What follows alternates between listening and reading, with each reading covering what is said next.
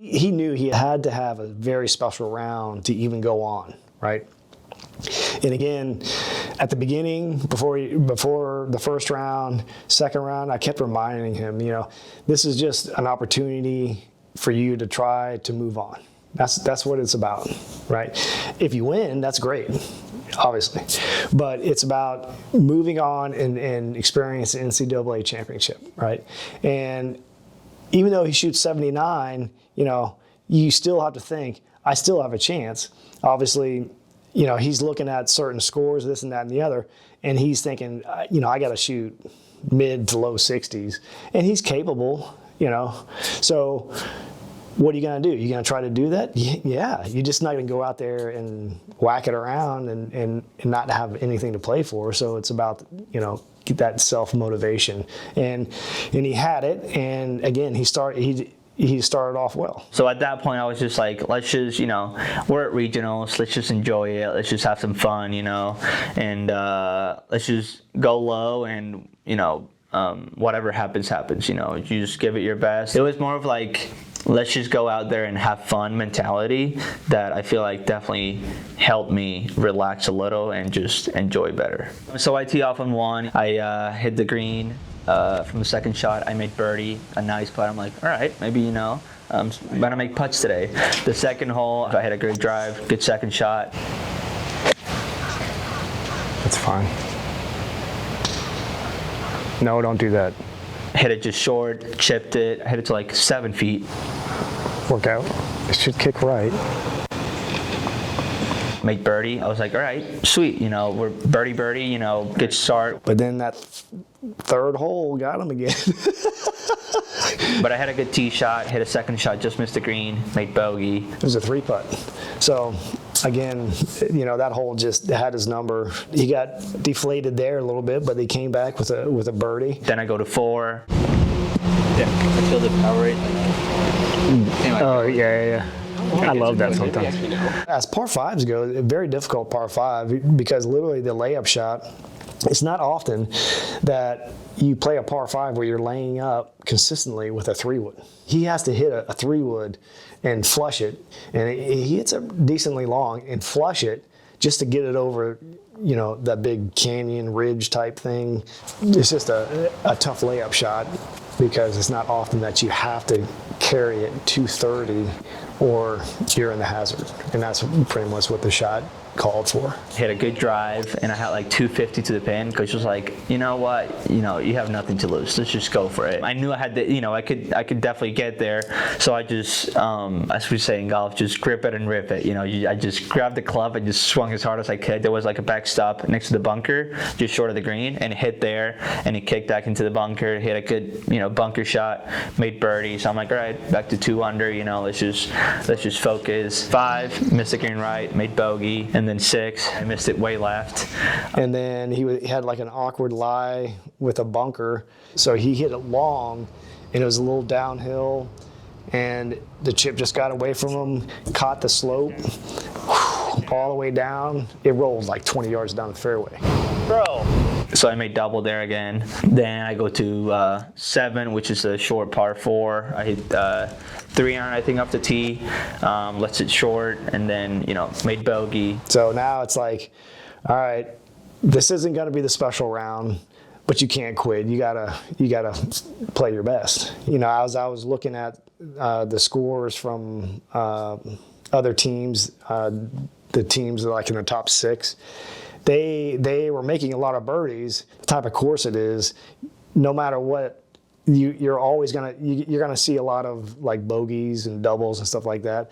But it's about on the holes that are very gettable, they were getting it right. So you need to probably average 3 to 4 birdies to even compete. So I was like, let's just get everything back together. So I just made par in 8. I think I bogeyed 9, and then I parred from 10 to 14, then 15, which is the par 3.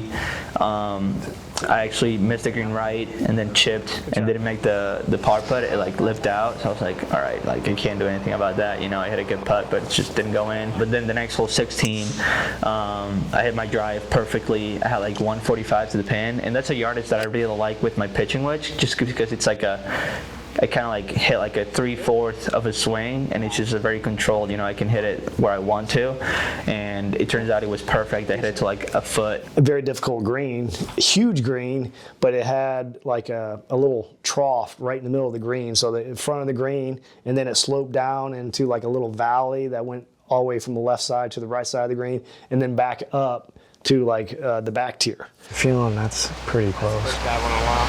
I really hope so. I'm tired of putting. So I just, you know, got that stroke back, and then just parred 17 and then 18. If someone had to bogey it, you know, the last round, so I missed the green a little long.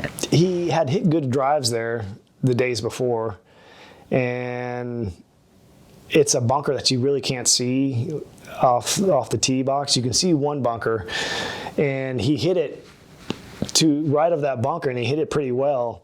And sure enough, again, it's just, you know, when you get breaks both ways, and we walked up there right into the lip. And sure enough, you can see it wasn't a huge lip, but you can see where the grass grows into where the sand starts, and the ball literally hit right where the grass and the sand was. If it landed 3 inches short of that, it hits the sand, skips over, and it's fine. But it didn't. So it hit right there and like came back into the bunker. So now he's got a bunker shot. And then chipped and missed the par putt, you know, made bogey. I don't think there was much to that round. I just was really enjoying the day, you know, just, you know, everything was like, I was just understanding, you know, like, I was there, and, you know, in regionals, and I was like, you know, I deserve to be there, and just next year I could be there as a team, you know. About the experience, bud. Yep. I know you learned a lot. I think the emotions came after I signed the scorecard. You know, after I was done, I signed the scorecard, and I realized it was over. You know, the greatest, probably the greatest season I've ever had.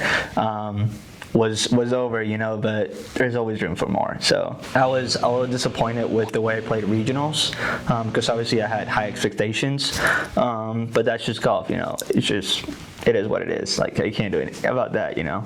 That first round was great. Second round with the rain delay and stuff, it didn't go his way, and I think he knows that, and it's just it was more of the experience now, and to take the positives out of playing at regionals. I was really hoping that he would play well and get through, because he's got the game, and he could have gotten through. I think that the greatest thing for me was understanding that I wasn't, you know, it wasn't a gift. I deserved to be there. I played, you know, good golf to be there. It's all about seeing the good of the event and not focus on I didn't make it, I didn't play good, I didn't do this, I didn't, you know, not the things that he didn't do, but the things that he ended up getting to do. But the main thing I hope that he took was that he belonged there at that event, and I think it gives him the reality that, yes, I'm actually a very competitive collegiate player, and maybe I actually deserve to go to NCAA championship, right?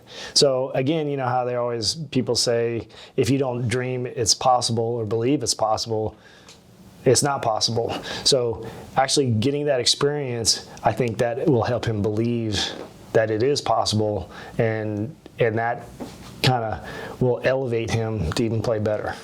I really think next year we could be there as a team. That's my goal right now. I think it's very possible. They're hungry for it. And here's another thing. With Ian breaking the all-time scoring record, you know, and this is a good thing. It's a positive thing. It's not, you know, negative in any way. You know, I've got players that was like, yeah, I'm coming after Ian's record next year. And, you know, and that's what you got to have. So we need that type of and I call it confidence. There's a thin line between confidence and cockiness, and if they get cocky, I straighten them out. But I like them to run and have confidence and try to improve and push themselves to play the best they can. As long as they keep their grades good. It was a great experience for him. I enjoyed it. I learned a lot. It was my first regionals, obviously, at least as a coach. And, just knowing what will come the next time we're there, because I know we're going to be there again at some point, at least, hopefully in the next couple of years or next year, we'll see. But just knowing what to expect was good for me. His performance and the scores that he shot, knowing Ian is just going to get him more hungry to get back there and for next year to be prepared for next year so he can be back there, and hopefully again the team can be with him. I just look forward to next year and just having fun, honestly. Just go out there and have fun.